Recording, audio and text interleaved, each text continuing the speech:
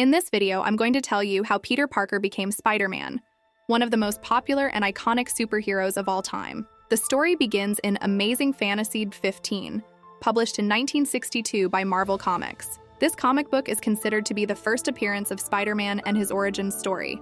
It was written by Stan Lee and illustrated by Steve Ditko, a high school student who is smart but shy and unpopular. He lives with his elderly aunt and uncle, who love him dearly but don't understand his problems. He is often bullied by his classmates, especially by a jock named Flash Thompson. He has a crush on a girl named Liz Allen, but she doesn't notice him. He feels lonely and misunderstood, and wishes he had more friends and excitement in his life. One day, he goes to a science exhibition at a nearby university, where he sees a demonstration of a device that can produce radioactive rays.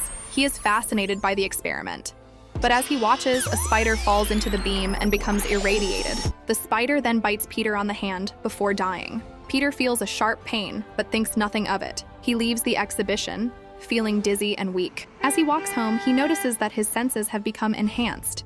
He can see, hear, and smell better than before. He also feels stronger and faster. He decides to test his new abilities and finds out that he can stick to walls. He is amazed by his powers and wonders what he can do with them. He sees a wrestling poster that offers a cash prize to anyone who can stay in the ring for 3 minutes with a professional wrestler named Crusher Hogan. He decides to enter the contest, hoping to win some money and impress Liz. He makes a mask and a costume and calls himself Spider-Man. He easily defeats Crusher Hogan and attracts the attention of a TV producer who offers him a job as a TV star. Peter accepts and thinks that his life is about to change for the better. He becomes famous and popular and enjoys his new fame and fortune.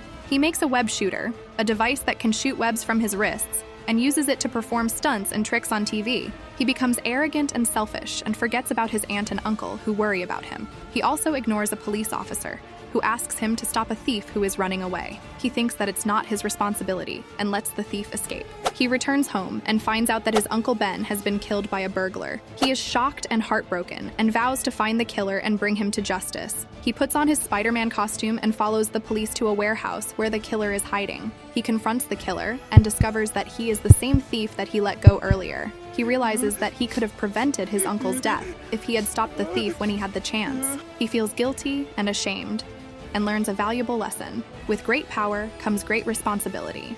He captures the killer and leaves him to the police. He then decides to use his powers for good and to fight crime and injustice as Spider-Man.